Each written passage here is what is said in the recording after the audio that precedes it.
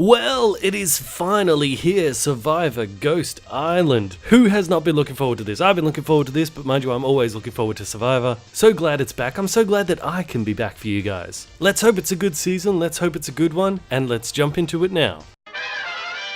So surprisingly, this was one of the first episodes that at least I can remember where it didn't open with the madness on a boat. You know, they normally start on a boat where they're all going crazy and grabbing stuff. They were already on the beach for this one. And I was also surprised to see only 2 tribes, not 3. But if I have to guess, they'll probably split them into 3 tribes later and then merge them all back into one for the big merge, which is great too, but just surprising to see 2 tribes again. And they have their first challenge right there on the beach for who gets all the fishing gear and all that kind of stuff. And amazingly, no one seemed to be looking for a clue anyway. If this was on the boat, everyone knows there's a clue hidden somewhere in amongst all the gear, but nobody really looked for a clue. But the orange tribe wins and it gets the gear. Then we have our usual 2 tribes setting everything up, but again, it was different from other seasons in that we didn't get a lot of shelter stuff, of them building the shelter. We didn't get that. We also didn't get to see, like, their first night. We didn't get to see that. It's like, why are they cutting those out? I don't know. Maybe they just figure everyone knows that stuff happens at this point. We don't need to see it anymore. If so, I'm okay with that because it means more focus on the strategy element of the game, which is what I'm really interested in. So let's first look at the orange tribe.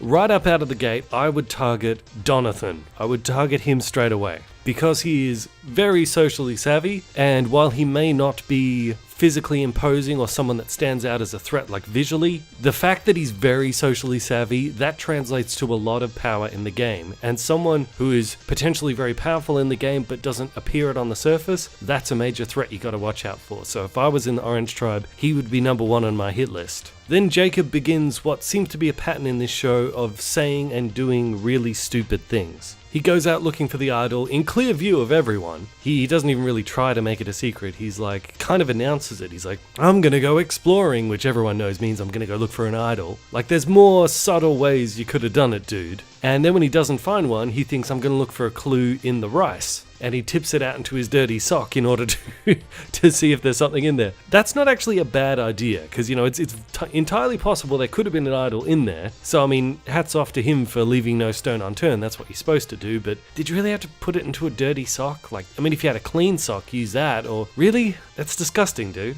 So look, his efforts here on day 1 shows that he gets an A for effort, but he really needs to work on his sneakiness, his subtlety, otherwise he won't be around for very long. I fear you're underestimating the sneakiness, sir.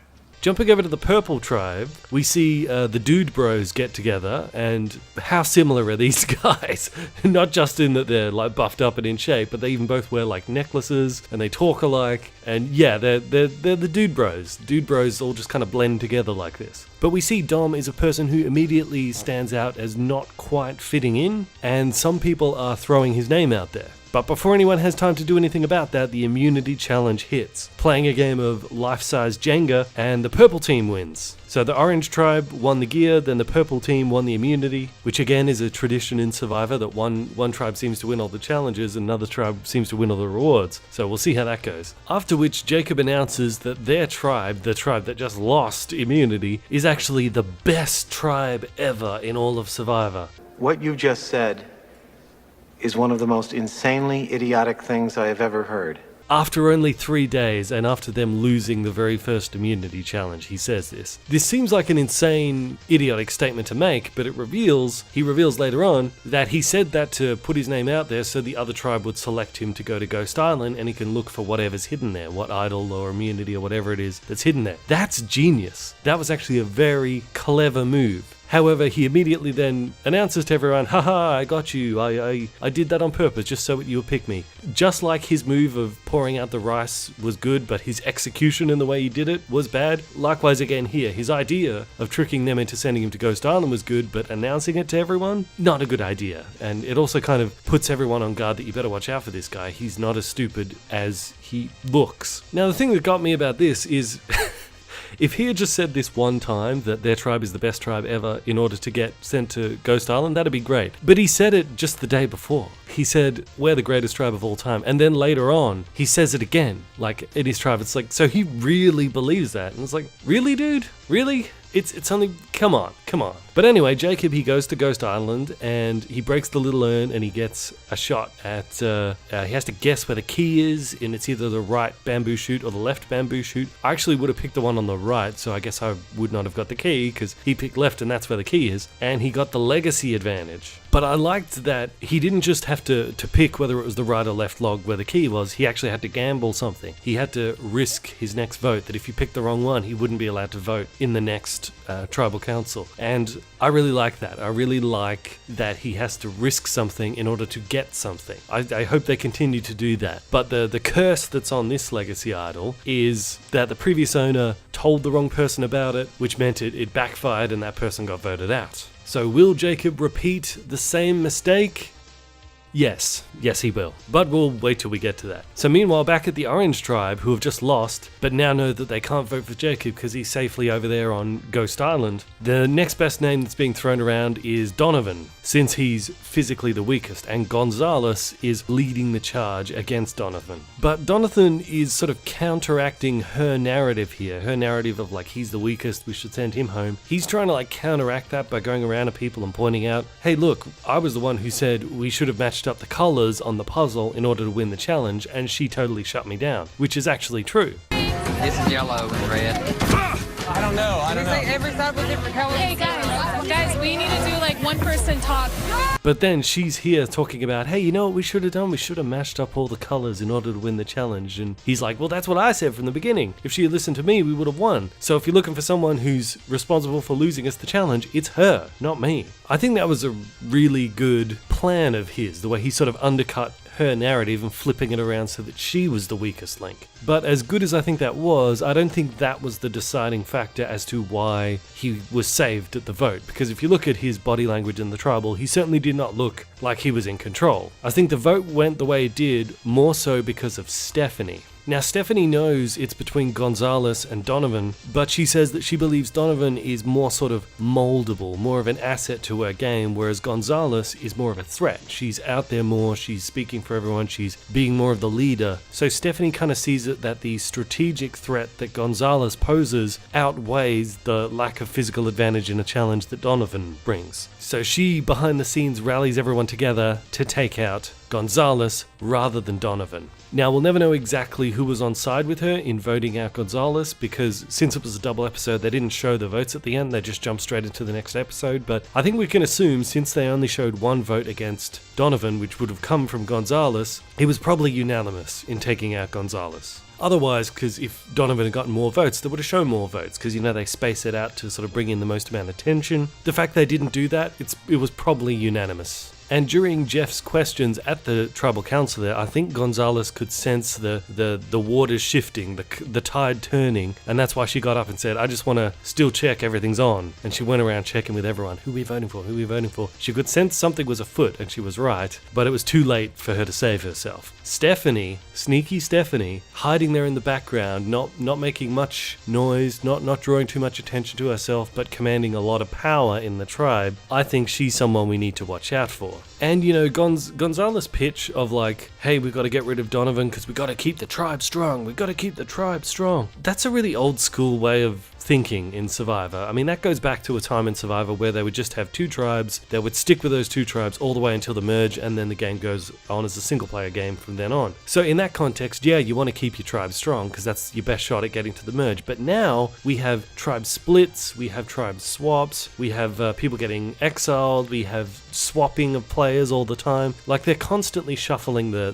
deck. So why bother voting to keep all the muscle in the tribe if very next challenge you could have a tribe swap and you lose all the muscle anyway? It doesn't make any sense. The tribe swaps and the tribe splits makes having athletic ability in your tribe irrelevant. That no longer matters anymore. So, I mean, who cares about taking out Donovan if he's not great in challenges? Challenges don't really matter all that much for your long-term survival in the game. It's more about having people around you that you can work with, that are adaptable, and also who are not in opposition to you. So I think Stephanie did make the right decision in taking out Gonzalez because she's a brain. She took out another brain, but I really do think she needs to keep an eye on Donovan. I do think he's a threat in the same kind of way that she's a threat, in that they're both socially savvy and they both don't draw too much attention to themselves. So I think the reason Gonzalez went home was she didn't lay low enough. In these early stages of the game, you gotta lay low. You can't stand out too much because anyone's just looking for any reason to vote out somebody, and in early on the reasons to vote people out might not necessarily be good reasons because you don't really know each other. You're still getting to know each other. So Gonzalez should have muted her colors a bit more rather than being out there in front trying to take the lead.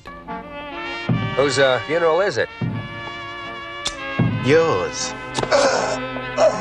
But then straight into episode 2, we begin with Purple Tribe. On the same night that the tribal council was going on in which Donovan got voted out, Dominic is looking for the idol under cover of darkness at nighttime. See, he does not make the same mistake that Jacob made over in his tribe of doing it during the day where it's really obvious. He does it at night when everyone's asleep. That's a great strategy. We should see more of that. More nighttime idol searching.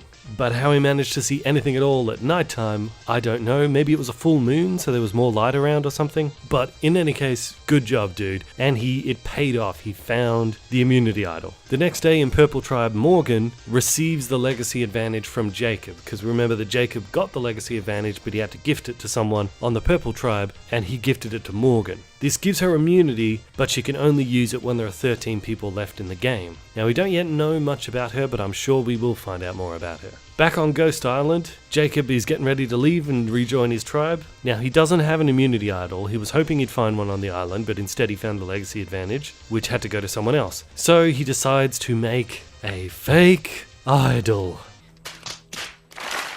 Oh boy, this was my first shouting at the TV moment of watching this, because no, fake idols do not work. The only way that fake idols work is if you're giving it to someone else. If you convince someone else that the fake idol is real, that's the only time they work. They never work for yourself, because as soon as you say you have an idol, whether it's a fake one, whether it's a real one, as soon as you say you have an idol, the end result is going to be exactly the same whether it's real or not. They are going to vote for you. They're going to split the votes probably in case the idol's real, but they're going to vote for you to flush out the idol. That's guaranteed to happen every single time. As soon as anyone says they have an idol, real or not, they will be voted for in the next tribal council. As sure as night follows day, that will happen. So Jacob, he gets back to the tribe and he gives them this whole baloney about, yeah, I've got an idol, here it is, everyone. And for one thing, it looks fake, and secondly, they're like, where's the note with it? And of course he doesn't have one. So most of them don't believe it's real anyway, but he's just painted even more of a target on his back. He's just guaranteed that they're definitely going to vote him out next tribal now, because they either want to take him out or flush out the idols. So it's just so unbelievably stupid, dude. I mean, he would have actually been better off just telling them the truth, because the truth is he found a legacy advantage that he had to pass on to someone in the other tribe, so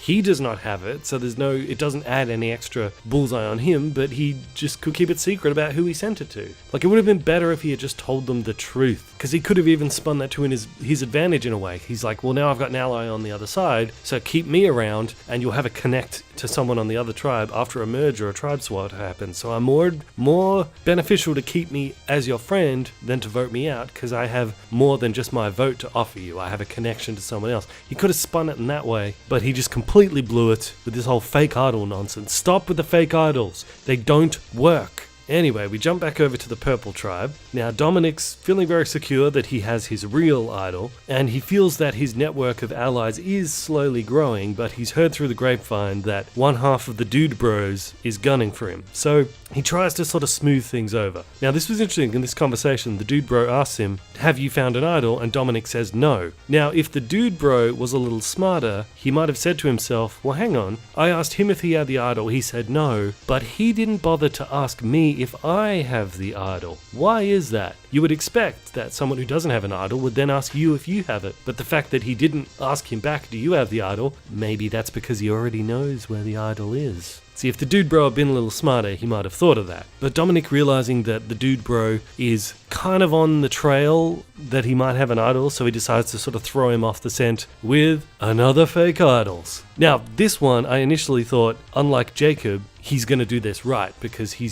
does have the note for the real idol. He's going to wrap it up, and I thought, great, he's going to give the fake idol to the Dude Bro as like, here's a sign of friendship, but he'd actually keep the real one. I thought that's what he was going to do, and I'd be like, okay, that's a proper use of a fake idol. Do it, Dominic, do it. What does he do? He shows him the idol, doesn't give it to him. Well, you've just done the exact same thing as Jacob. Like, he's showing them you have a fake idol is the same as showing them that you have a real idol, okay? Stop doing this. Unless you're giving them a fake idol, or if you're doing like a clever double fake, like what AK did in Australian Survivor. He showed them the fake idol knowing they wouldn't believe him to throw him off the scent that he actually had a real one. Like, unless you're doing something like that, just shut up with the fake idols. So Dominic, he's a little bit smarter than Jacob in that he looks for idols at night rather than during day, and that he also like wraps it up with like a note to make it a little bit more convincing. But fundamentally, he's still making the same mistakes that Jacob did, which is why I don't think Dominic will last very long in the show either. Like, the Survivor gods do not take kindly to these kind of mistakes. But then in the immunity challenge, we had a situation where James, he couldn't dive for some reason. So Donovan, the guy that Gonzalez wanted to vote out last episode because he wasn't very good in challenges, he had to come in and save the day. Totally disproving them all wrong that he's useless in challenges. And this worked out so favorably for Donovan that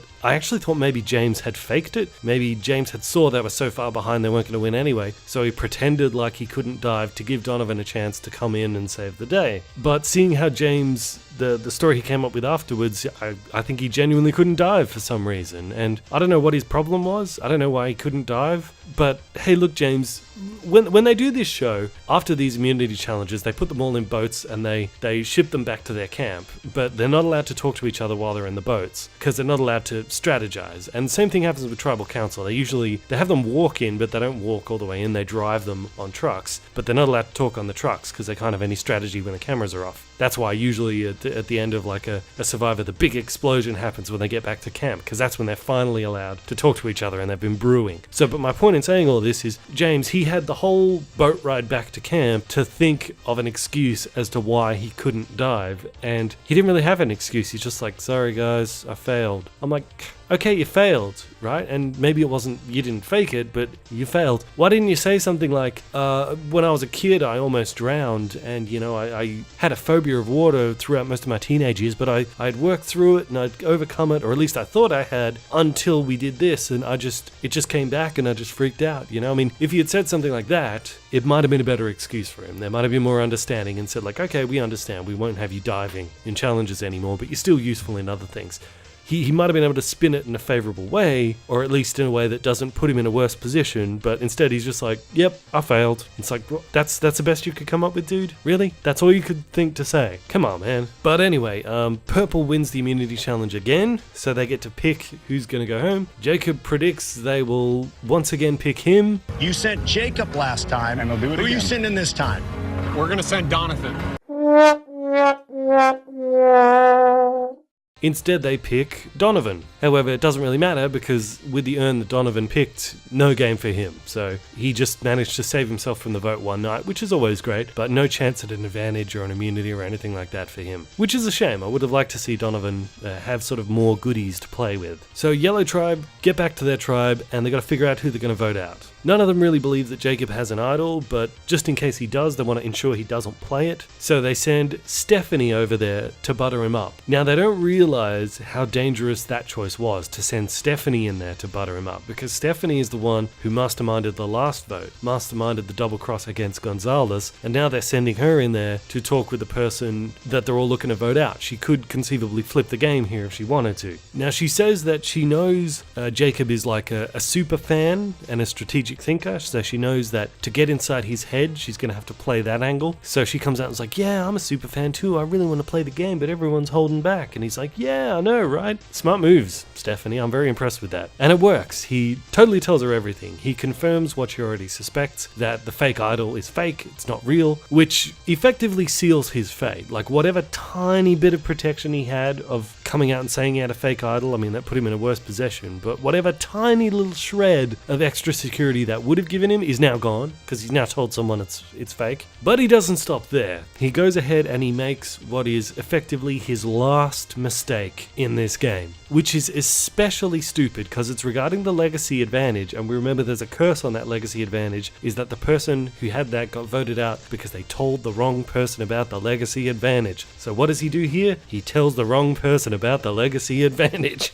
So the curse struck him down. He did not defy the curse in this this instance. And once Stephanie, he not only tells Stephanie about the legacy advantage, he tells her who he gave it to, Morgan. So now Stephanie knows that Morgan in the other tribe has a legacy advantage. She can vote out Jacob, and then when she meets Morgan after a merge, she can go up to Morgan and be like, hey, did you get that legacy advantage I sent you? It definitely came from me, because I'm the only one who knew about it, so it must have been me. Give me the credit. Give me your allegiances, because I sent you the legacy advantage. It certainly wasn't someone I already voted out who did it. Like, I mean, that's going to be great to see that. But Jacob has eliminated himself from the game at this point. He's made so many dumb decisions that it's just a question of putting him out of his misery. And Stephanie says she's still kind of weighing things up because Jacob might be an idiot, but he's a useful idiot. I mean, he's stupid enough that he could never conspire against her and have it succeed, but he's still an extra vote who she could have on side, a goat that she could keep around. He makes enough noise it could keep attention off her. So she's kind of weighing up, like, is it worth keeping Jacob around?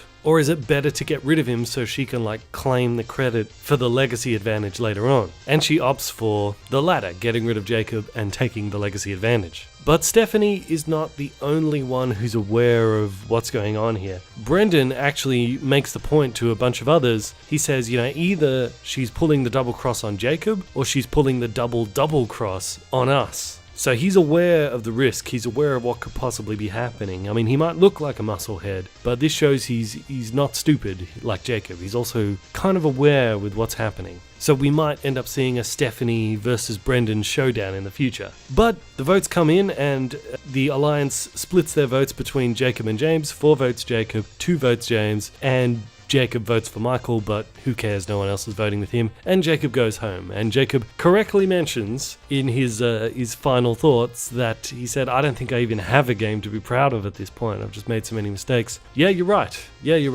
And pinpointing what Jacob did wrong, it's kind of hard to just pinpoint one thing because he made so many mistakes, like openly searching for the idol, then that whole nonsense about the fake idol, and then revealing the truth about the legacy advantage and who he gave it to. I mean, he effectively eliminated himself. I mean, players like Jacob, you don't really need to conspire and try to find a way to vote them out because they effectively eliminate themselves. They just go up in flames, spontaneously up in flames on their own, and that's kind of what happened with Jacob. I think players like Jacob, you can just allow to let nature take its course and let them get eliminated from the game. You don't need to overplay your hand in their downfall because they'll just kind of implode themselves.